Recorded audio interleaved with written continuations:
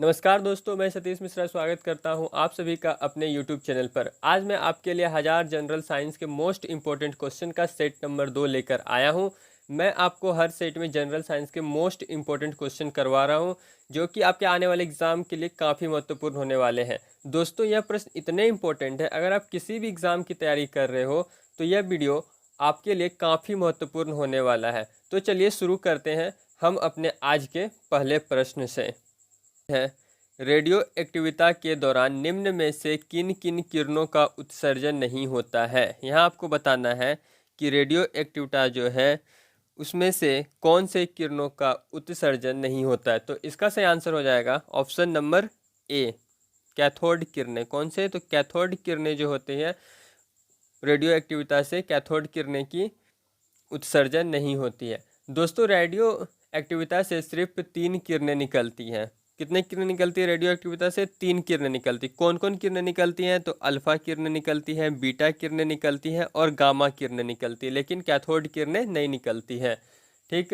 Radio एक्टिविटा का SI unit बैकुलर होता है। क्या होता है? तो रेडियो एक्टिविटा का SI यूनिट जो होता है वो बैकुलर होता है। एग्जाम में ये पूछा गया क्वेश्चन भी है, मैं लिख दे रहा हूँ इसको।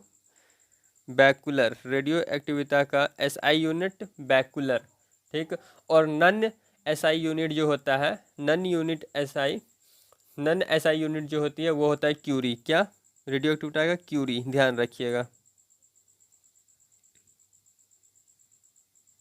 क्यूरी।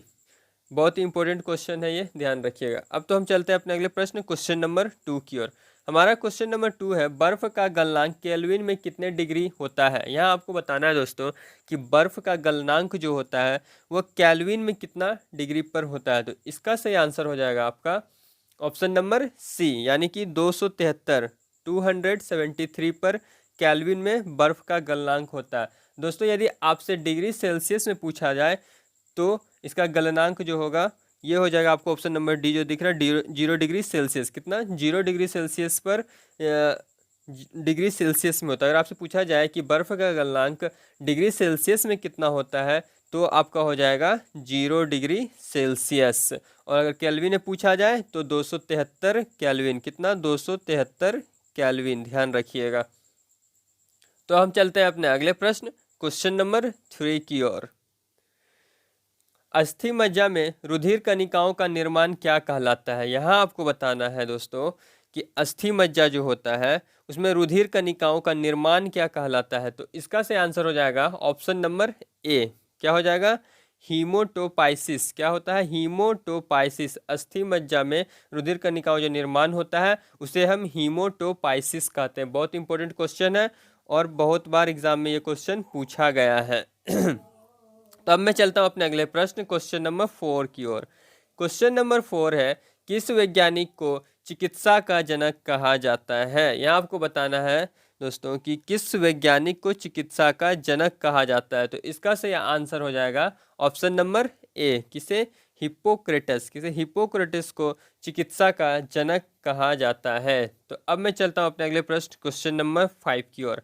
क्वेश्चन नंबर 5 है, चिकन पॉक्स किस सूक्ष्म जीव से होता है।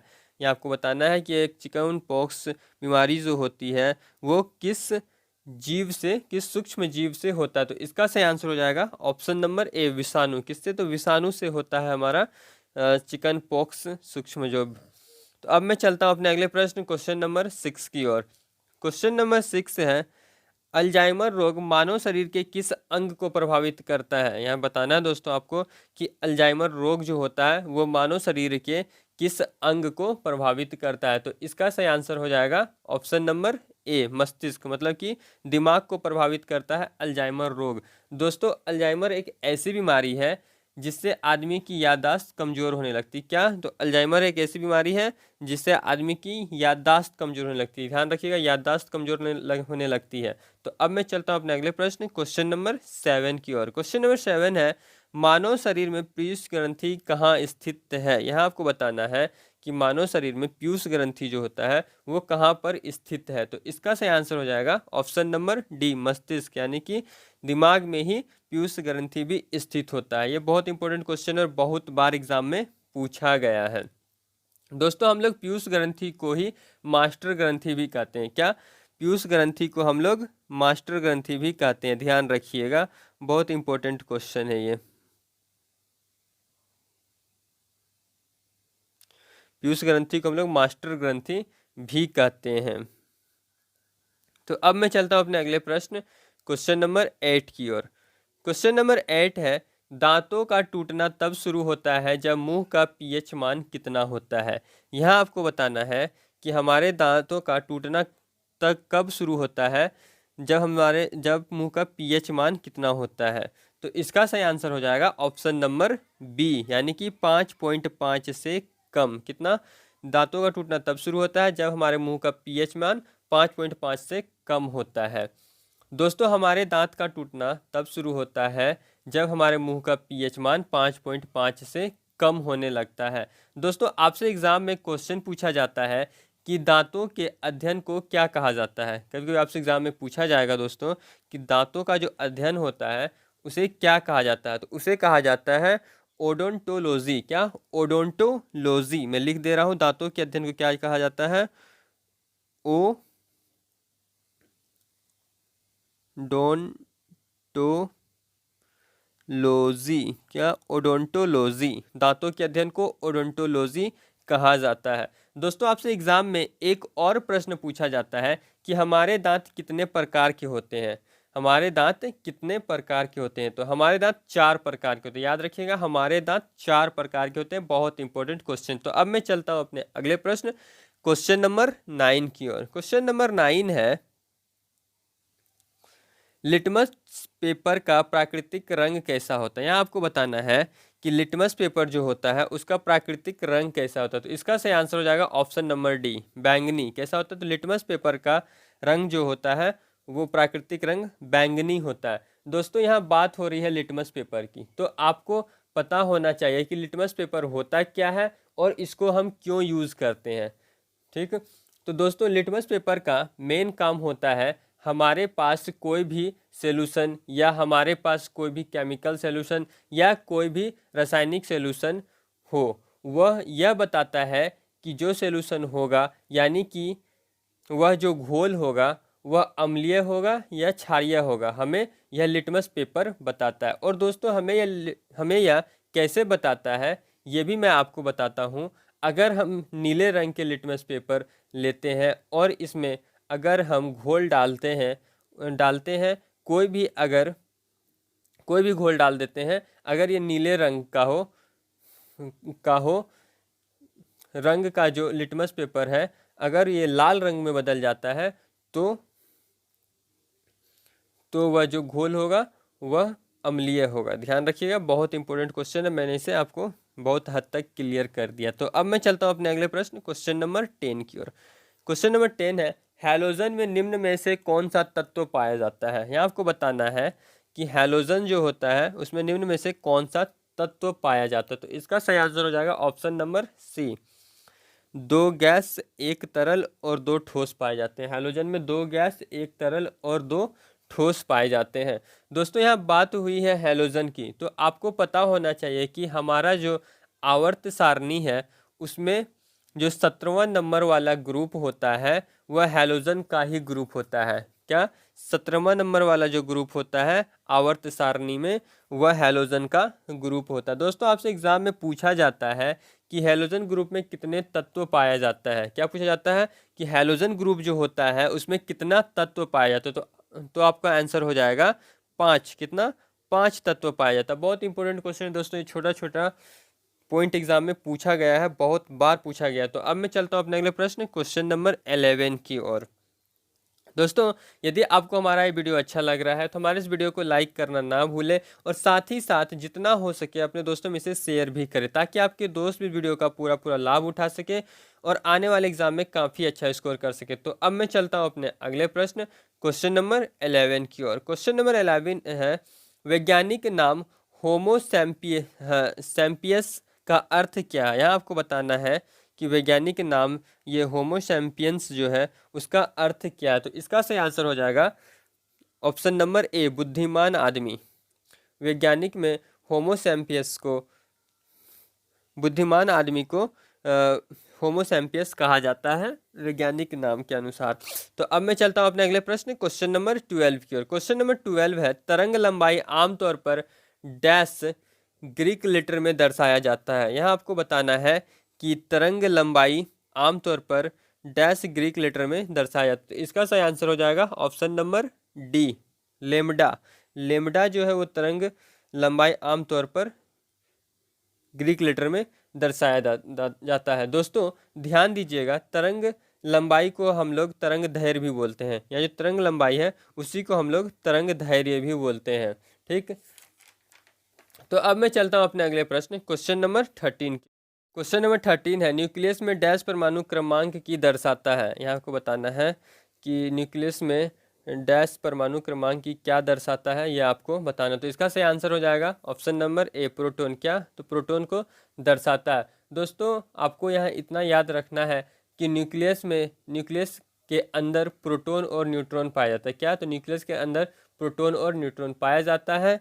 प्रोटॉन और न्यूट्रॉन पाया जाता है, लेकिन इसके अंदर इलेक्ट्रॉन नहीं पाया जाता है। ये आपको ध्यान रखना। तो अब मैं चलता हूँ अपने अगले प्रश्न क्वेश्चन नंबर 14 की ओर। क्वेश्चन नंबर 14 है, अवरक्त किरणें किस तरह की तरंगे हैं। यहाँ आपको बताना है कि अवरक्त किरणें जो होती है वो किस प्रकार की तरंगे है। तो इसका सही आंसर हो जाएगा ऑप्शन नंबर बी, विद्युत चुंबकीय तरंगे। क्या?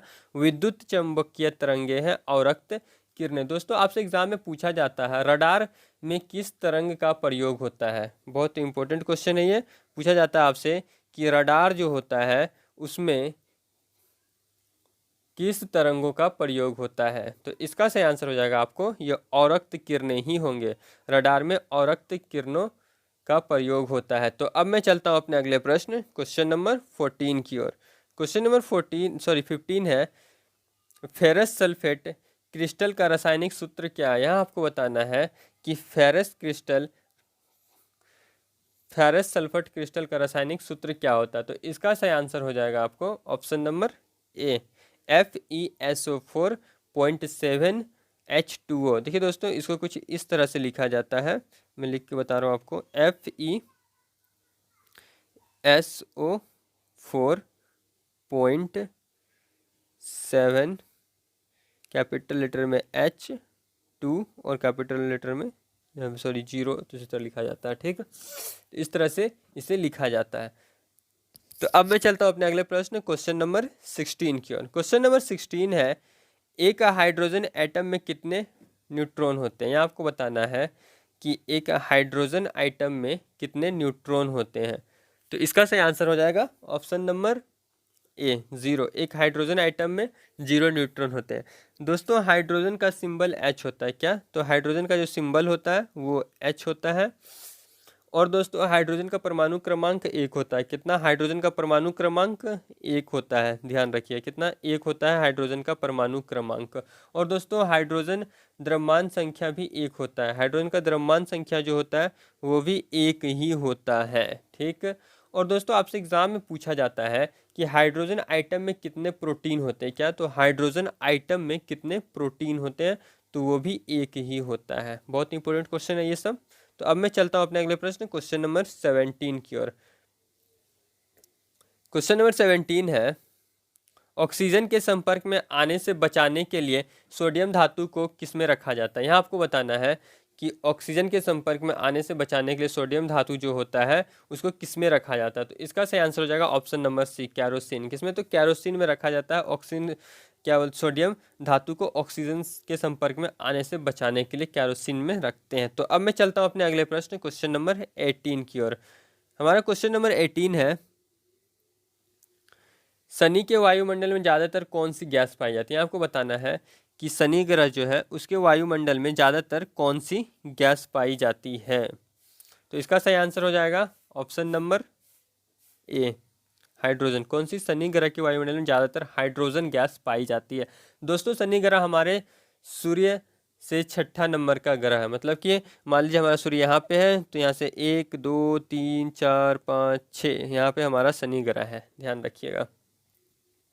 और दोस्तों शनि ग्रह सौरमंडल का दूसरा सबसे बड़ा ग्रह है। ठीक, यानी कि सौरमंडल का बृहस्पति के बाद शनि ग्रह ही सबसे बड़ा ग्रह है। तो अब मैं चलता हूँ अपने अगले प्रश्न क्वेश्चन नंबर 19 की ओर। क्वेश्चन नंबर 19 है, खारे पानी में पैदा होने वाले पौधे को क्या कहते हैं। यहाँ आपको बताना है कि खारे पानी यानी कि नमकीन पानी जो होता है दोस्तों, उसमें जो पौधे उत्पन्न होते हैं उसे क्या कहा जाता है। तो इसका सही आंसर हो जाएगा ऑप्शन नंबर सी, यानी कि हेलोफाइट। हेलोफाइट जो होता है वो खारे पानी में पैदा होता है, यानी कि समुद्री पानी में ये सब पौधे ज़्यादातर पैदा होते हैं। दोस्तों आपसे एग्ज़ाम में पूछा जाता है कि जो पौधे पानी में पैदा होते हैं उन्हें क्या कहा जाता है, यानी कि जो पौधे मिट्टी में ना पैदा होकर सिर्फ पानी, नॉर्मल पानी जो नदी उदी बहता रहता है उसमें जो पौधे पैदा होते हैं उसे क्या कहते हैं, उस पौधे को क्या कहते हैं। तो उसे हम लोग कहते हैं हाइड्रोपोनिक्स। क्या कहते हैं, हाइड्रोपोनिक्स। मैं लिख दे रहा हूँ, थोड़ा ये सब नाम उटपटांग टाइप के रहते हैं। हाइड्रोपोनिक्स याद रखिएगा, बहुत इंपॉर्टेंट क्वेश्चन, ये से क्वेश्चन पूछा भी गया है एग्जाम में। तो अब मैं चलता हूँ अपने अगले प्रश्न, क्वेश्चन नंबर 20, और यह हमारे इस वीडियो का आखिरी प्रश्न है। क्वेश्चन नंबर 20 है, लुप्त प्राय दुर्लभ प्रजातियों की सुरक्षा एवं संरक्षण के लिए उन्हें प्राकृतिक निवास में किसी दूसरे व्यवस्थित क्षेत्रों में ले जाने को क्या कहा जाता है। ये क्वेश्चन बहुत बार पूछा गया क्वेश्चन है और बहुत इंपॉर्टेंट क्वेश्चन है। क्या क्वेश्चन है तो पढ़ रहा हूँ फिर से। लुप्त प्राय दुर्लभ प्रजातियों की सुरक्षा एवं संरक्षण के लिए उन्हें प्राकृतिक निवास में किसी दूसरे व्यवस्थित क्षेत्रों में ले जाने के लिए क्या कहा जाता है। तो इसका सही आंसर हो जाएगा ऑप्शन नंबर ए, कहा जाता है इन सीटू संरक्षण। क्या, इन सीटू संरक्षण। तो दोस्तों यहीं पे हमारा यह वीडियो समाप्त होता है। उम्मीद है कि आपको ये प्रश्न अच्छे लगे होंगे। तो हमारे इस वीडियो को लाइक ज़रूर करें और साथ ही साथ अपने दोस्तों में से ज़्यादा से ज़्यादा शेयर करें, ताकि आपके दोस्त भी इस वीडियो का पूरा लाभ उठा सके और आने वाले एग्ज़ाम में काफ़ी अच्छा स्कोर कर सकें। और साथ ही साथ दोस्तों हमारे इस चैनल को सब्सक्राइब करना ना भूलें।